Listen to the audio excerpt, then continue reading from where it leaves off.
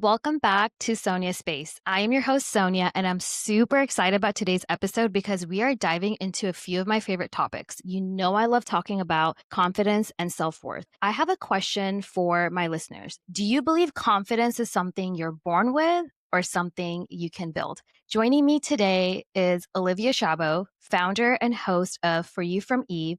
And I just want to say that she's been doing amazing work in this space. I think we're going to get a lot out of this conversation today.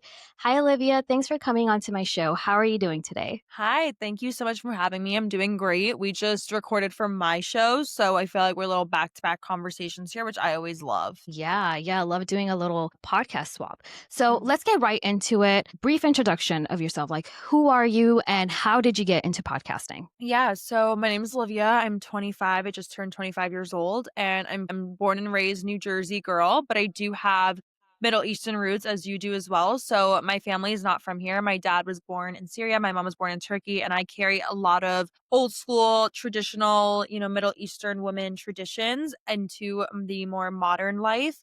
And I started my podcast, I think around almost 5 years now. So it's been almost 5 years. So I started it when I was in college. I was a sophomore in college when I started it. Got like a $20 mic on Amazon, had no intentions of it ever being a career, just thought it was something that was fun to do. And for the first 2, 3 years of me doing it, didn't make a dollar off of it. I was always on charts and I never knew what that meant back then. Like I was always like number one on top education charts. I was always having like social media posts about me, but it didn't really hit me how big of a deal it was until Yeah. now. And now I'm kind of just like, wait, that's pretty crazy that that happened. But yeah, I've been doing everything myself. I do solo episodes, guest episodes, and we just talk all things self growth, self improvement, and just becoming the best version of yourself possible in a very realistic way. Of that. I love that for you. I just want to say, like, before I started podcasting, I was listening to Olivia. Awesome. She's great. Like, I'm also all about, of course, self improvement and self worth, all of that good Mhm. stuff. So, as someone who's in the self improvement space, like, how do you define someone who shows up with confidence and self love? Like, what kind of traits do they exude? I feel like for me, I always admire people who don't seek validation when they walk into a room. So I always say the most confident person in the room, like no one ever questions the most confident person in the room. You could say the most out of pocket, ridiculous, left sided, wrong thing ever. But if you say it confidently, people might be convinced that you're telling the truth. Like it's just one of those things. And I think that I've noticed those traits within people. And that was something I always actually lacked. When I was a kid, I was always super confident, confrontational, like knew my worth. And then as I got older, I was kind of like more insecure, more to myself. Life happens. You go through friendship breakups or regular breakups, and people are just meaner to you and putting yourself out there as well with the podcast. I think you notice, okay, wait, maybe I'm not as perfect as I think I am. So I think I kind of had that realization and I kind of had to learn how to get confident within myself, except besides external validation. So I think for me, when I see someone who just doesn't question, and I get this a lot with guests on my show, when they walk into the studio, I can tell that person works on themselves and values themselves. And I can tell that person is confident just from the way they speak about themselves, the way they put themselves together. I feel like it's always like very visual to me and I can tell right away. Yeah, we get super inspired from people like that. And you brought up a great point about validation, Mm. talking about seeking validation from others. That ties along really well with having confidence. Do you think a confident person still seeks some external validation to a certain degree or to a certain extent? I do. I think that no matter how confident you are, how much you love yourself, there's always a group of people or maybe one individual person that you still seek that validation from. So you might not care about 99% of people in the world and what they think about you, but there's that 1% where you're like, well, I still care about these people. It could be as simple as like, I know for me, I was always like, okay, I don't care what anyone says, but obviously I'm going to value what my partner thinks about me or what my partner's parents, like my in laws, think about me or what my parents think about me. Like, I still want to make sure I'm doing right by those around me. So I think as much as I try to be a little bit selfish and just to myself and confident, I'm also very much like, okay, well, I still have to fight the urge to not put these people's needs first. No, that's a really good point because you're basically saying that you're seeking validation from people that you're looking up to and Mm. people that you respect and love. And I think that's a good type of validation. Yeah. So, how did confidence show up in your life growing up? Like, I know you mentioned that, like, growing up, like, you were super confident, and then eventually you got to a point where you felt like you weren't as confident, but you were trying to, like, figure yourself out, and you're working True. your way up to feeling, like, confident again. So, how did confidence show up in your life growing up? If you can give, like, some examples, and is this something that you are born with? Is this something that's learned over time? And that's, like, such a good question when we're talking about confidence. Right, yeah, I totally agree. When I was younger, I think that I was kind of, like, born with confidence. Like, I think the way my parents just raised me was very, like, whoever hates on you was just jealous of you. Like, that's the type of, like, I grew up in with my mom and my aunts and everyone. So, I always grew up just being like, I love who I am. I also just was the first girl on both sides of my family, like, first niece and granddaughter. So, I think for that reason as well, it was like I was, like, praised when I was a kid. So I think because I got so much praise from my family as a kid, as I grew up, I took that with me everywhere. When I was in school, in friendships, no matter where I was like, I'm not better than everyone else, but I always just felt like I love who I am. Like I always loved who I am. And then you get older and my younger siblings were born and other women in the family started being born, like other girls. And I'm like, okay, wait, I'm not that special. Like now everything that made me special is like stripped away from me. And I think that when I was a kid, I didn't really care that much. I was definitely confident as a kid, but I will also say when I was younger, I was never sure of who I was. I always wanted to be something else. Like I would watch High School Musical. I'm like, I'm gonna be just like Gabriella. I'm gonna be good at school and Yeah. sing and whatever. Like I was always trying to be something or someone else that I looked up to at the time. And it wasn't until honestly this past year that I was like, I'm just gonna be me. Like I went through a lot with I went through a breakup, I went through some friendship breakups, and I think during that time, I was in a relationship for a very long time, for about 5, 6 years, and was from ages, like, 17 to 22, which I think as a girl is a very pivotal time of your life. So, I never knew myself without that person, and I also never knew who I wanted to be besides a wife or besides, like, someone's person. So, like, I think for me, I was always just growing up as, "I'm gonna be this person's wife, and that's all I'm gonna be." Like, that's it, I'm gonna be their wife, and then I'm gonna be a mother. Because all I ever cared about in this world was being a wife and being a mother. And then I got to a point where I was like, okay, I kind of want my own thing. Like, I'm going to start my podcast. I'm going to get my education. I'm going to get my degree. But I lost all my confidence. I never felt like I was super good at something. And I think with a podcast, it's very hard to receive validation that you're good unless you're bringing in a ton of money. Like, unfortunately, like, I feel Yeah. like that was the case. And I never had that. I was always talking down on myself. I was always calling myself like not intelligent. I never thought I was thin enough, pretty enough. Like my skin used to break out really badly. And I really grew up with a lot of insecurity, which I think people wouldn't really see that as much now. I look so different because I treat myself differently. And I used to have a friend, I want to say like a year and a half ago, we went through a friendship breakup, but this friend was always, maybe this was why she was in my life to teach me this. She never spoke down on herself ever. Like she could have had, you know, a lump on her head or, you know, a wart coming out of her knee. It didn't matter. It was like she never spoke down on herself. And I don't think I ever saw that trait in anyone until I met her. And I was like, I think it's hot. Like, I think it's sexy when a woman doesn't talk down on herself. And it made me realize, like, I want to be like that too. So I think having that friend in my life at the time that I had her taught me that. And it taught me the way you speak to yourself is also the way people are going to view you. And once I learned that, I got really turned off. I was like, I get turned off thinking about telling someone something negative about me because now that's all they're going to see when they speak to me. Yeah, and thank you for being so vulnerable Mhm. because I agree. The way you talk to yourself, it will show up externally. If you have the inner confidence, it will show up on the outside on how confident you are. Sometimes it's your environment too, like the people Mhm. that you surround yourself with can either bring up your level of confidence or deter you from it. And some people are just inspiration for you to build up on your confidence. And Olivia, another thing, like you doing that self reflection and telling yourself like I don't want to have a label where I'm connecting myself to somebody, right? Like being a mother, being a wife. Imagine how many people don't think like that. You Yeah. know, being able to self-reflect and really understand like I want to build an identity for myself. I want to show up as an authentic person for myself. Yes, I have these people in my life, but they're not who I am. I am who I am. They're just complementing me. Another thing you mentioned was that growing up, you were very confident being the eldest daughter. Like I same here. Eldest daughter, first granddaughter, first niece, Mhm. exact same situation. And I also came from parents that were like, she's just jealous of you. Like, don't worry about that. They don't understand you. And that does build a certain type of mindset.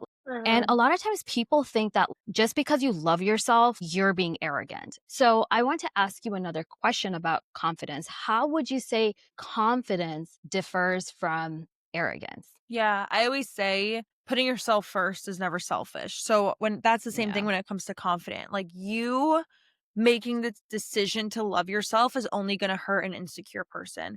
The people at the top don't judge the people at the bottom. They're looking up on who's on top of them. And I feel like for me, I've been around people who intentionally or not intentionally have torn down my confidence, whether they made jokes and the jokes just kept going and going and going and it was just okay, these aren't funny. Like these are comments that are hitting a point, and it's like, I think also people's behaviors can knock down your confidence, and I think once I was able to recognize, like, "Oh, this person makes me feel terrible about myself," like, there is 0 arrogance in putting yourself first. I do think that there's a difference between being confident and being cocky. So, I don't walk into a room and say I'm better than everyone else. I'm very self-aware. I think that what the difference is confidence and arrogance is you have to have self-awareness. If you don't have self-awareness, now you're just arrogant. Like, if you're not aware that you're being annoying or that you're being loud or that you're being selfish or you're being rude, now you're arrogant.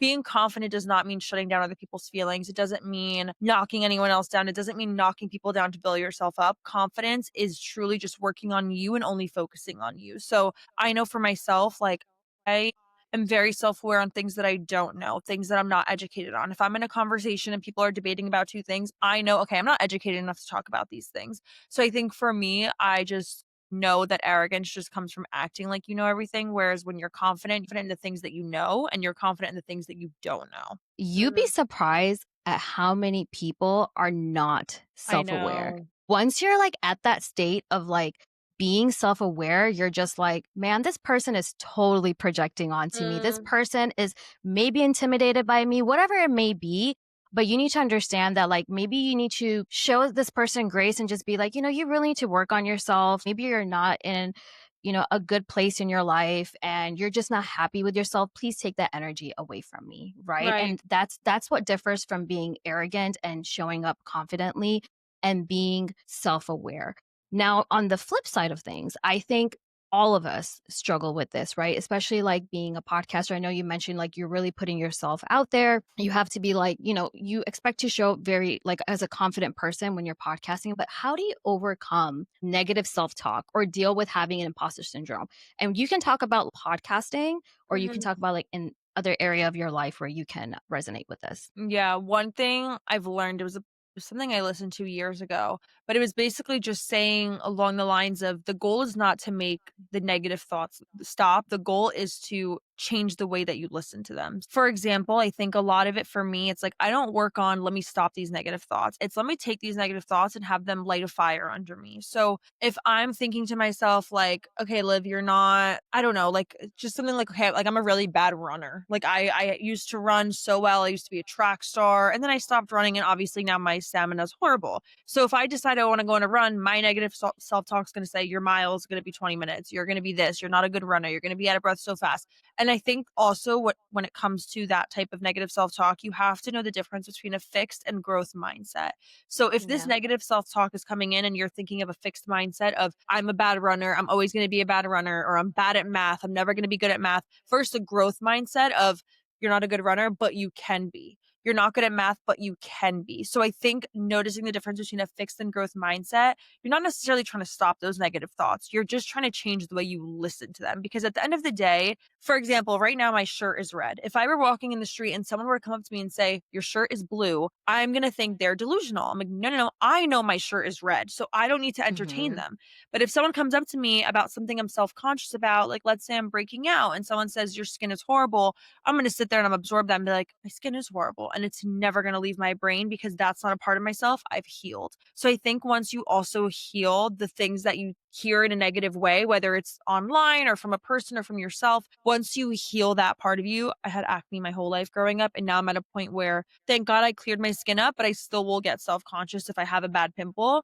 But I learned, like, okay, that's not the most important part about me. So if someone ever makes a comment about my skin, it's never going to hurt me the way that it used to. And that's the same thing with negative thoughts that you create yourself. It's never going to hurt you the same way once you took that healing journey. Yeah, no, that was really good to hear. The point that you made about having a growth mindset versus a fixed mindset, that really wraps it up because you have to understand your triggers, Mm, right? Like it's okay to be triggered, it's okay to feel down, but understand that this is something that's triggering you and maybe you're in this habit of being hard on yourself, but you're slowly healing from that. And it's okay to be triggered, but to understand that you can overcome it with a growth mindset. Like, okay, yeah. I used to think like this. I'm not going to think like this way anymore. And it's okay to have fear and be afraid. That means you're maybe doing great things. And I literally just did an episode on growth mindset versus fixed mindset. Believe it or not, like I'm a podcaster. I'm a host of a podcast. I have a fear of public speaking. Like I always have had a fear of public speaking. It's weird because like with friends and stuff, I'm just like, Right. all chatty and whatnot. But this thing that I have where I'm like, I feel like someone's just like staring me down and is judging me. But that's Mm, not like usually the case. Maybe they're most of the time they're like not even thinking about you. right. Right. It's just I feel like with consistency with effort and just showing up for yourself, the more you practice on like overcoming that challenge, you just get better at it. And I think we're all going to deal with imposter syndrome. It's just like how much of it do you let into your life Yeah. and kind of take over your life, right? So I think it's a matter of I want to be in this state of having a growth mindset and overcoming these challenges. You just have to be in the right mindset to do these things, as opposed to having a limited belief system. So, Mhm. what limiting beliefs do you think people commonly hold that prevent self love? Oh my god, I feel like there's so many. I think a bit might also I think one thing people don't realize is you're not born insecure. So what is it that made you feel that way? And you might not know on the top of your head. You might be listening to this and thinking of a situation or thinking of a person. I know for me, it was more of a situation slash person. Like I knew for a big chunk of my life, I was in a situation that I was always insecure and I didn't know how to pinpoint it at that time. But right now, if those feelings ever come up, it traces back to somebody or to something. And I think for a lot of people, when it comes to that, I don't think you realize that you're not born talking down on yourself. You're not born insecure. There's things around you, whether these things happened in your own home at age 3 or 4, or these things Yeah. happened when you were 17 or 18, or in a relationship in your 20s, or in a friendship in your 30s. There was a pinpoint to why you started feeling the way that you are feeling. So I think that's one thing to realize is what is that pinpoint and how do I attack it? So I know for me, I did this little exercise once where I knew exactly what was making me feel. I knew exactly what was stopping me from loving myself. I knew exactly what was stopping me from getting into a new relationship, finding new friendships. So, what I did was I found that pinpoint, which tied back to a person, and I wrote a letter to this person, not addressing it to, like, not sending it to them, just addressing them, dear blah, blah. And I wrote everything. How did they make me feel? What did they do? I wrote every single moment they made me feel horrible about myself, moments they made me question myself. And I wrote down this whole entire letter. And then I envisioned them reading it and not being able to respond to me. And I think when you do this, one, you're able to pinpoint what is creating these limiting beliefs in my head. Why do I think I can't reach a certain part of my life? And two, you're able to subconsciously tell this person how you're feeling without them actually knowing. And I think once you write that down too, you're able to realize I didn't even know how much I was carrying. I don't think we realize how much we carry when we hold things in. So I think one of those things, the reason you have a limited belief system and the reason your brain can't comprehend a better life for yourself is because of the patterns that you've grown up with, because of those pinpoints you never touched. So if you grew up in a poor household, you guys never had money as a family, you're going to think that's the life you're going to have to live too. well, my parents never had money growing up. I'm not going to have money growing up. So I'm just going to make do how my parents did. Or you can say to yourself, it ran through my family until it ran into me. I'm going to end this pattern. I'm going to create a better life for my future. So I think that once you realize your life doesn't have to be what it always was, that's when you step out of that limited belief system and you're going to start receiving things that you never even thought to pray for because it was too big for your small mind at the time. Yeah, exactly. Because I think as humans, we all go through something. You owe it to yourself to make sure that you heal from these parts of you that trigger you or hurt you or put you in the state of having a limited belief. And the Mhm. other thing you want to avoid is being in this victim mindset. Yeah. Right? That's like very dangerous to have because everyone goes through something. Like you're not special. You just have to figure out how you're going to overcome it Mhm. and do things for yourself where you're not only affecting others, making their lives miserable, but like also yourself as well, right? Because like if Right. you're a miserable person, you're going to make other people miserable too. So you definitely owe it to yourself. You have the responsibility to make sure that you're healing those parts of yourself. And just remember that I feel like the universe always has like opportunities for you. There's always opportunities for you. And it still does come down to your mindset, telling yourself, "Oh, I can overcome this. I can do this. I'm going to challenge myself versus I can't do this, right? Like this is not for me. I will never be this person." So it really does come down to again your mindset and doing the work that needs to be done to make sure that you're improving in your day-to-day life, Mhm. hence being part of this self-love journey. So my next question is, what inspired you most into your self-love journey? And you can give examples as well. Honestly, one of the biggest things that inspired my self-love journey was younger me. Would younger me be proud of who I am today? Would she be proud of the Aw. way I speak to myself? Like, I actually just saw a TikTok a few days ago of this girl, and she said her therapist told her this analogy to start using. When you feel like you're at a low point, whether it's in your self-love journey, wherever, whatever point you're on going on in life, and you're just at a low point with yourself, you can't love yourself, you can't take any habits to self improve. She said to envision yourself in a storm. You're in a snowstorm, rainstorm. You're visualizing yourself today in this storm walking. It's dark. The street lights are on. It's empty. It's cold. And then you find this little lit up cabin. And when you go to the lit up cabin, it's warm. The fire's going. There's hot chocolate, like all of this stuff. And you walk in and you see all different version of yourself in that room. There's 2-year-old you, there's 6-year-old you, there's 17-year-old you, there's 70-year-old you. All of these different versions of yourself are in there. And when you walk in, you see all of them. So you see 70-year-old you carrying 2-year-old you. You see 17-year-old you trying to tell you gossip. You see 25-year-old you making you a cup of tea. You see all these different versions of yourself in that room, and you get to just sit there and you get to just talk to them and listen to them. And when you talk to them and listen to them, you don't want to hear them talk about how bad your bikini looked in 2012. Like, you want to Yeah. sit and you want to talk to them about the things that made them feel good, the more pivotal times of your life. And I just think when I think of myself, like, if I think of younger me, I get like the chills and I'm like, she's the one that needs to be proud. She's the one that needs to be happy. Like, I'm doing all of this for her. And in 10 years from now, I'm going to look at me now and say, I did all of this for her. So I think when you truly love yourself, like truly, truly love yourself, you're going to do everything you can to make a better life. You're not going to start thinking negative things about yourself. It's like one of those things where I'm sure we've all been in love before, everyone listening, whether you've been in love with a relationship partner or even a best friend or even a family member, even your sibling, whoever you've had unconditional love for. Like, we always say, would you die for that person? Yes, but would you live for them? Would you start waking up early and going to the gym for them? Would you start eating healthy? Would you start focusing on their mental health? Like, if you had to be in the body of the person you loved for one day, something tells me you're not going to sleep in and eat chips on the couch and not do anything with your day. You're going to do something to help them grow. So why is it so hard for us to be that person for ourselves?